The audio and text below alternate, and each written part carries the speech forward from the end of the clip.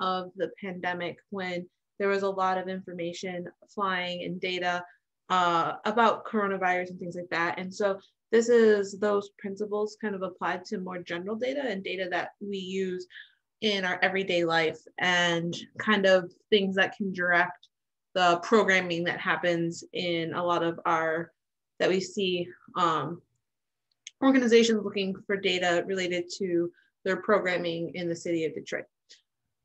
So a really quick agenda.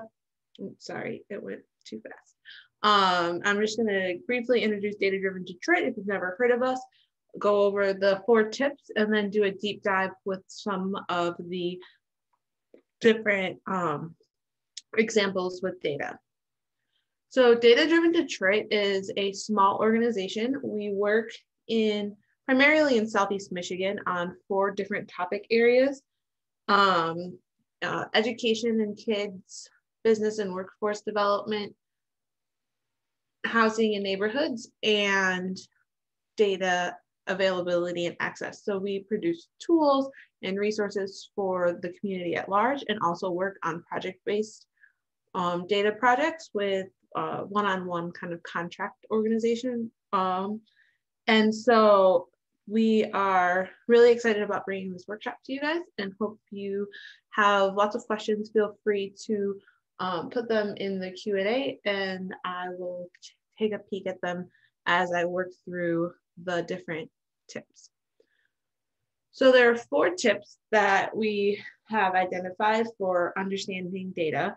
The first is define the terms. The second is think about the context.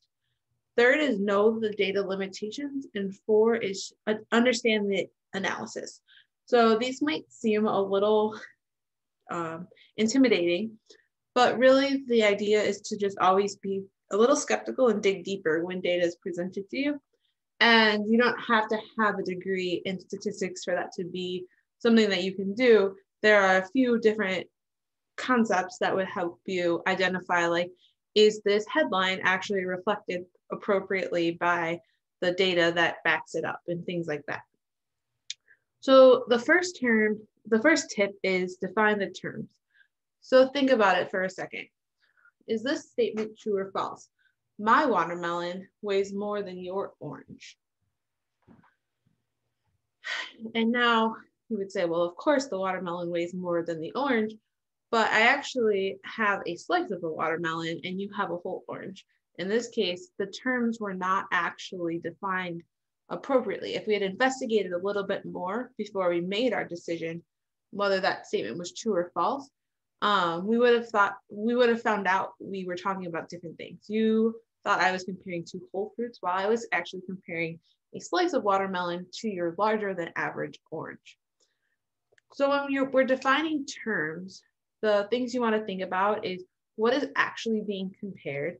Are they measured the same? And has the definition stayed consistent over time? So for example, there are different data definitions. Infant mortality is actually defined differently in different countries around the world. So you'll often see a statement that, like, the US has much higher infant mortality rates than Japan. Part of that might be true, but it takes some deeper digging into the data, because the actual definition of infant mortality differs between these 2 countries. So in the United States, an infant includes any live birth. So if a baby is born at 23 weeks and then passes away, they're considered an infant mortality. In other countries, there are weight or age thresholds. So a baby has to be born after, say, 30 weeks, or they have to be at least 5 pounds to be considered a live birth. And so that changes the sample size of infants and leads to lower mortality rates, because higher risk babies, so younger or smaller babies, aren't counted as infant deaths. So just keeping in mind that different places actually measure their data differently is really helpful. When it comes to census data, the concept of family versus household is one that can get a little tricky. And as you can see here, the percent of families with related children under 50 or under 18 is a lot higher than the percent of households with children under 18. So the question then is, what's the difference between a family and a household. So a family is a type of household where two or more of the people are related by birth, marriage, or adoption. So so a family cannot be one single human living on their own in a home, but though that single person is counted in the percent of households. So we can see here, looking at the Tri-County data, that this, or at the Detroit, Wayne County, and Michigan data, that this definition actually has kind of a big impact. So a household generally across the board has a lower median household income. And the disparity between a median family income and a median household income is different depending on which definition we use. So if you were to come across something in the news saying, oh, the median household income increased X amount, that's just keeping in mind doesn't include specifically only families. It's talking about a different universe, a different group of people than something talking about a median family income. So I'm going to pause here and check and see if there are any questions in the Q&A. So I'll give you a minute or two to type something if you have anything.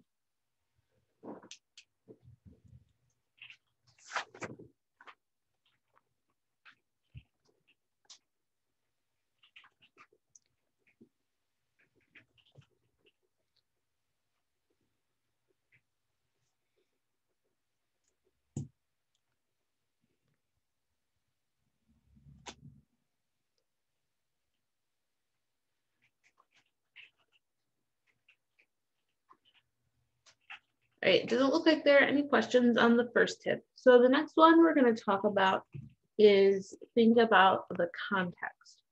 So context is really important when we think about data because it's kind of a data point only tells us a specific characteristic of a particular moment in time. And so thinking about what was happening around that moment is helpful to understanding what that particular data point is representing. So I have another question. Was it difficult to purchase toilet paper in 2020? Yes or no? So obviously it depends on when in 2020. January 2020, the pandemic wasn't an issue. March 2020, shelves cleared out. So thinking about the context of the data, so what data point, what's the time period that we're connecting to that data point is going to be an important thing when you're thinking about data and thinking about the context of the data, because data does change over time. So when we think about data, we want to think about the context. Is it a fast-moving situation? Could the data have been changed significantly? Is it outdated? Could there be a bigger trend that explains the data? So I pulled one example about this bigger trend that explains the data from a real project we did for Forgotten Harvest. So Forgotten Harvest asked D3 to create a food insecurity index for the Tri-County area, and then identify the location of existing food pantry locations so that they could answer the question, where can resources be deployed to have the most impact? So you can see here on this map that we did, that we developed a food insecurity index to understand where people might be living with higher rates of food insecurity. So that's the darker green color.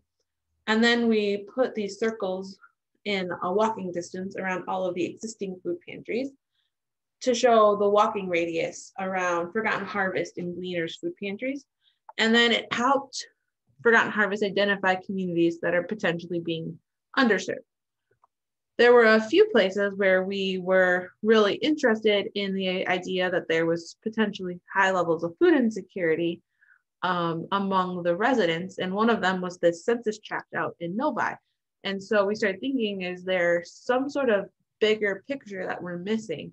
And because Novi and Wixom are often considered more affluent areas with few residents in need of assistance. So once we started digging into the data and understanding what was there, we found out that there are quite a few senior living complexes and communities and resident homes where with a high rate of Social Security as a sole source of income. And so that kind of shifted the metrics into a lower income bracket and drove a lot of the high food insecurity scores. So that is one example of how digging a little bit deeper and thinking a little bit more about the context of the data and what's around the community that you're researching could help understand a data point a little bit better. So there are a few impacts of rapidly shifting data. There can be changes in comparisons. So how definitions changed in the infant mortality. Definitions can change over time. For example, in the coronavirus pandemic, the definition of a close contact or a positive test has changed over time based on our understanding and developing science and things like that.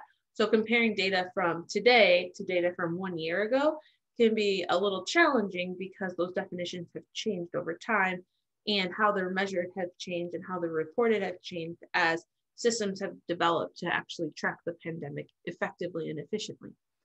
And then what was true 2 weeks ago isn't necessarily always true today. So it's important to check the dates of the data. Another example that we have of rapidly shifting data is blight violations. So in the city, we can download a data set that has blight violations by parcel. And these are actually tracked through the whole process from the initial ticket to administrative review and payment or non-payment, et cetera. So it's possible that somebody has a ticket written on their property today, and then we download the data set today and we do the analysis, and by the time we publish the paper or the data set or whatever we're working on in a week or two, that ticket has already been dismissed because it was an errant ticket or something along those lines. So this is a data set that really requires that kind of thoughtfulness when we're using it in an analysis, because the context around it is very important and it changes so quickly that we have to be very cognizant of the bigger picture, that it's not always a completely accurate picture of what's happening on the ground. There's also the flip side of that. So the American Community Survey, which is developed from census data, is a longer term data collection. It is actually usually reported at smaller geographies as a 5-year rolling average. So that means that the impacts of big shifts in data, so a huge decline this year in median income, will be not as apparent because it's a 5-year average and it's still adding in the last 4 years of data to that average. And so this rolling average has to be thought of very carefully because it can actually mask big changes in a community that are happening on the ground but are not backed up necessarily by this data. So finding other ways to measure that kind of information in more up-to-date data sources from the city, from the state, is an important part of thinking about the context for us.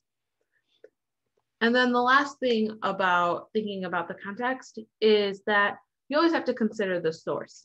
So who is the author? What is the website or newspaper that it's being published in? And those kinds of things. Is it a peer-reviewed journal article? Is it a BuzzFeed listicle? Like, there's a lot of different types of quality of sources. And so just being cognizant of what those are and thinking about them and how that author's biases could impact how they're interpreting the data is really important. So I'll pause again for a minute if there are any questions on those concepts, and if not, move on.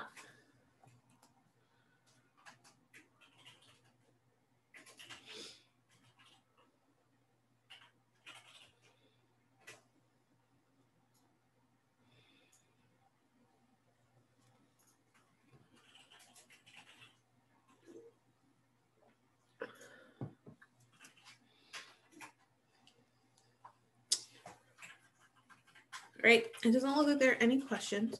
So the third tip is knowing the data limitations. One of our favorite sayings at D3 is that the data is only as good as what is reported and recorded in the data collection process. So what is that? That means that we can only measure things that are actually recorded. A very good example of that is our crime data. So for a crime to be actually recorded in a data set, a crime has to be committed. Somebody has to call the police have to respond, they have to submit a report with the correct address and correct incident number, and it has to survive the data process. So at any one of these points, a actual crime could be lost from the available data. And in communities that have high rates of uncertainty with interactions with the police, or have limited public safety response times, this can start to get a little bit challenging to compare different neighborhoods because they have different call-in rates or different response rates and things like that.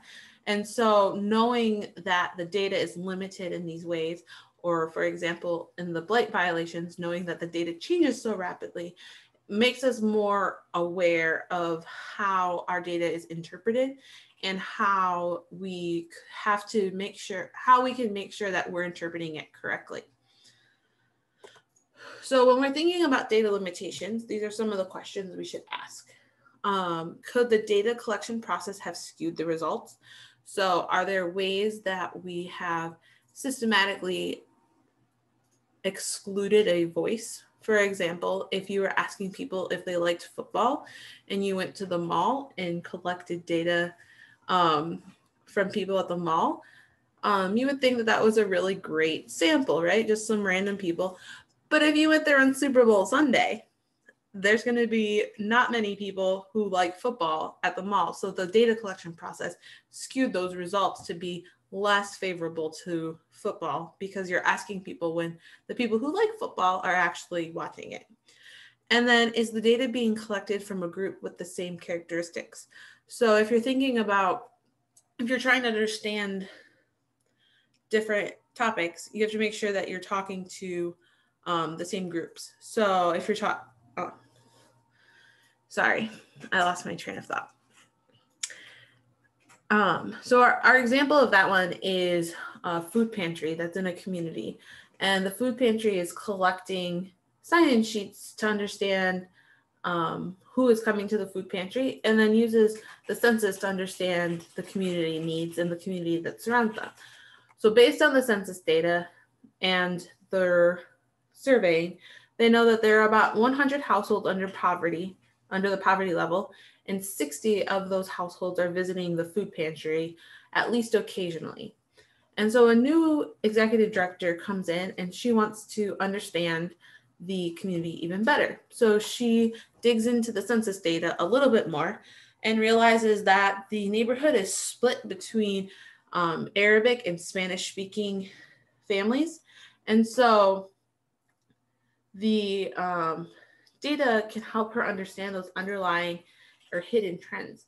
So what she does is she adds in a language question to the sign-in sheet. And after a few weeks, discovers that only Spanish speakers are coming to the food pantry. And so she can combine this data from the census with the data that she's collecting individually to brainstorm ways that the food pantry can expand its outreach, such as new outreach efforts, Arabic translation services, and some cultural awareness efforts for the workers in the community. And so the data helped her make smarter decisions and target resources, but it also shows how the data was limited because she wasn't asking the right questions, and how the data was limited in ways that she did that the previous executive director wasn't even aware of because she hadn't continued asking questions about it. So are there any questions about that one? You can throw them in the chat.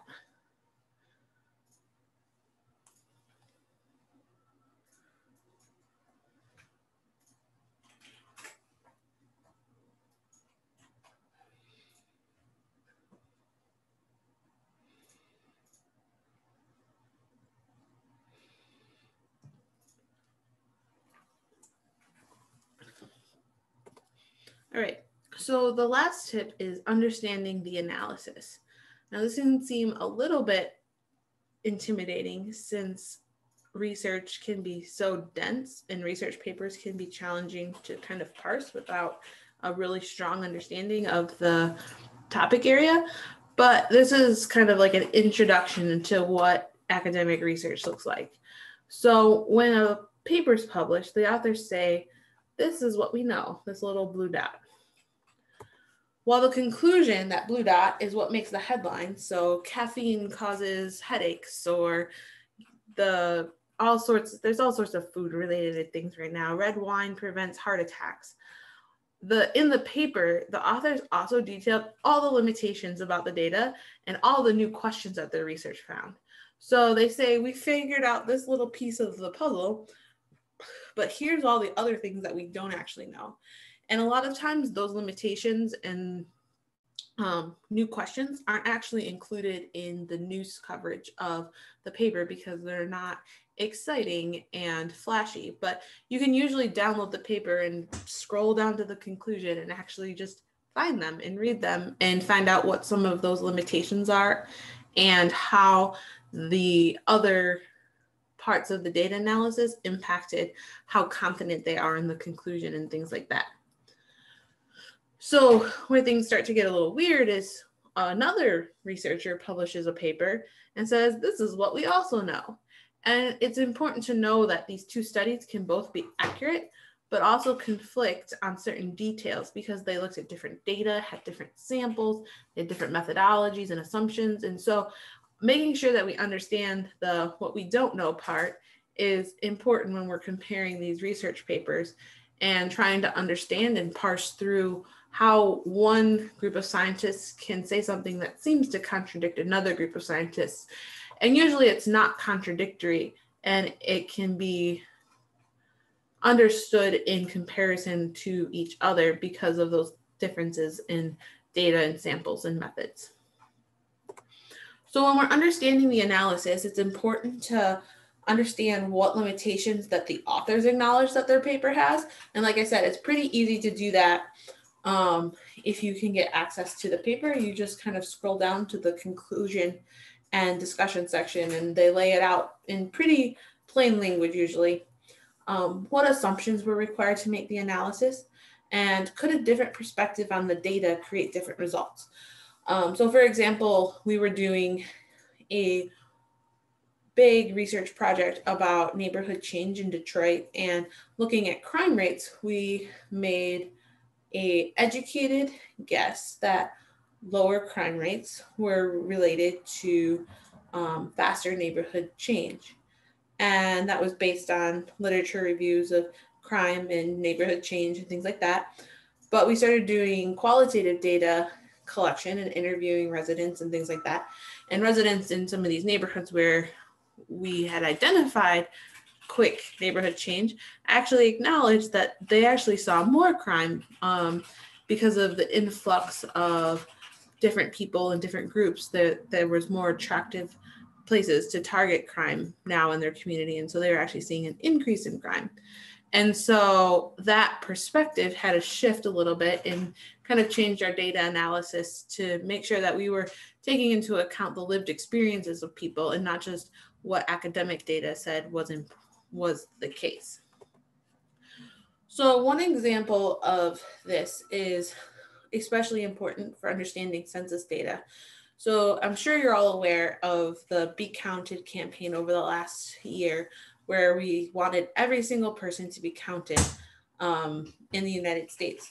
So most of the time it's too expensive and time consuming and to survey all of the people in a community, which is a population. So the US Census tries to get the entire US population. And then, so the researchers create a sample. It's very common in political polling or census products like the American Community Survey. And this is a smaller group of people who are selected that represent the population. And researchers can do a bunch of fancy math and create estimates of the population based on this sample. So there's always going to be some limitations to that survey, This is a funny comic. After conducting an online survey, the Campbell Soup Company is baffled by the negative ratings for their extra chickeny chicken noodle soup.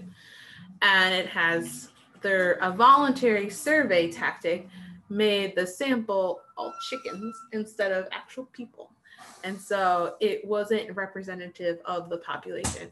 Well, it's just a very silly example of how sampling biases can impact a survey sample and kind of skew the results.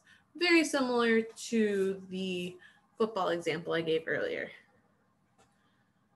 So sampling biases are kind of what happens when a sample is being created and the questions or the selection criteria doesn't actually get a representative group of the population. So bias is always going to happen. It's just a question of how we can limit it. And one of the most common ways is leading questions and making sure that our questions are not trying to get an answer from somebody else. So for example, of selection bias, a few more would be like the average height of Americans based on a sample of NBA players. Obviously, that's going to be biased to be very tall because NBA players are generally taller than the average population. So if you tried to present that as the average height of Americans, it's going to be biased and not accurate. And then another one would be if you were doing say a school was trying to prioritize renovations to the football field or the science lab, and they based it on a survey of the school's cheerleaders. That would probably end up being biased towards renovating the sports facilities. An example of leading questions would be things like, don't you think taxes should be lowered? Or things like that, where you're kind of making somebody uncomfortable to answer in the negative or in a different way. So I want you to think for a second about how this sample could be biased. The research question is, how much time do people spend watching sports during work hours? And I would say probably this week you would end up with a very biased sample because we just ended the first 2 rounds of March Madness.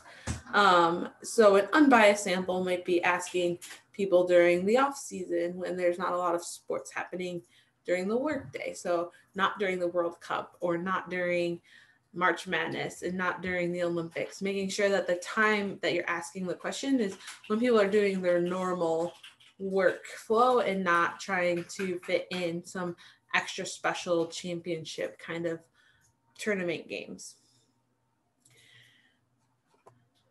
The last kind of concept I want to go over related to understanding analysis is the idea of precision and accuracy. So precision is how replicable the results of a measurement are, and then accuracy is how close to the true value the measurements are. So precision means that if I did the same research project that you did, I was able to get the same results.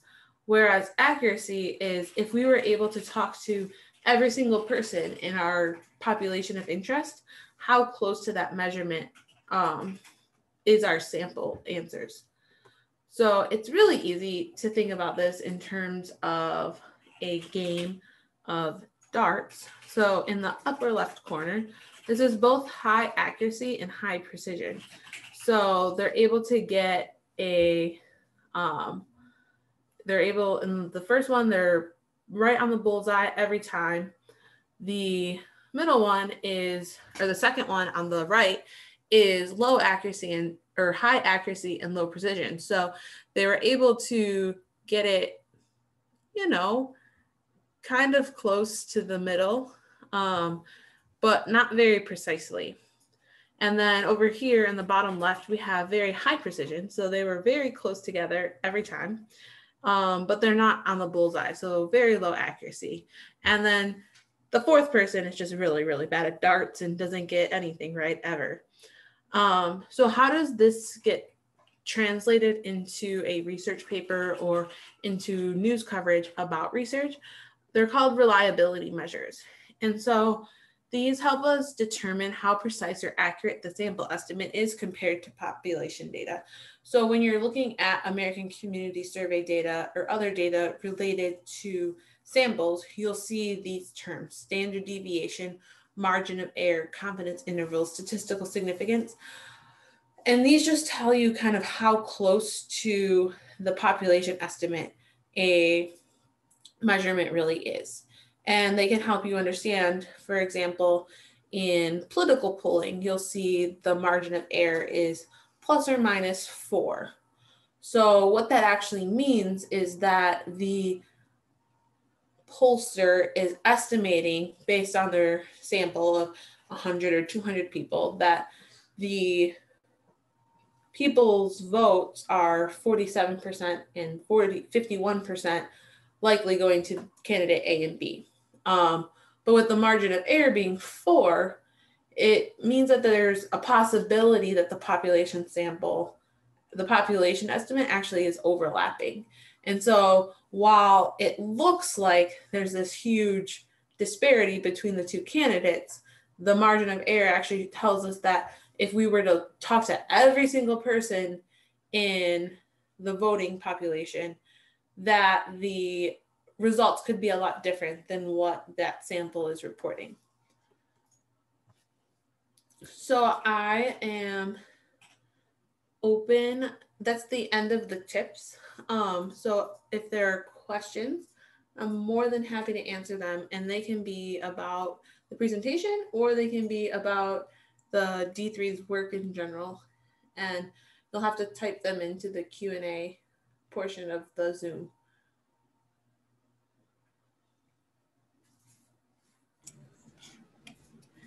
Yeah, and I'll also mention that D3 does one-on-one appointments through our Collab Connect program. And so if that's something you guys are looking for, you can head over to COAC's website.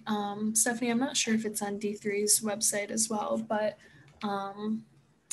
they are offered in different topic areas, and they're free 45-minute one-on-one sessions. So.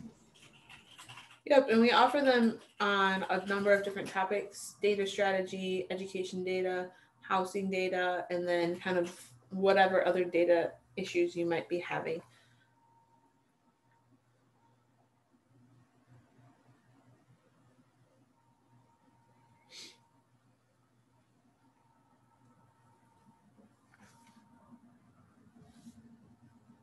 All right, we have a question here. If D3 is using R or Power BI for data analysis and presentation. A lot of we just started actually using Power BI recently. We found it very useful for providing clients kind of interactive dashboards. And so the team as a whole, I think 3 or 4 of us right now are looking into how it works and how we can use it to provide better products to our clients. R, we don't really use. Our programmers use Python and SQL for the most part to do our database side. And then we do data analysis either in SPSS or Excel for the most part. So yeah.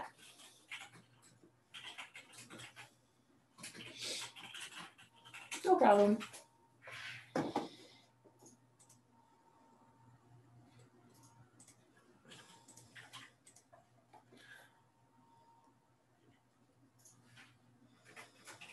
Any other questions?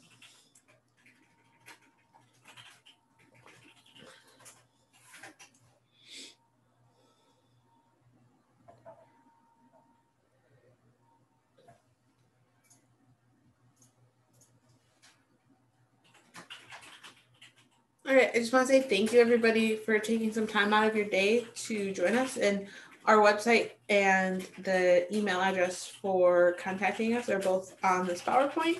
And we'd love to see some of you in a collab session or serve you with Ask D3, and look forward to answering any data questions you have in the future. Thank you. Yeah, thanks everyone. Have a good day.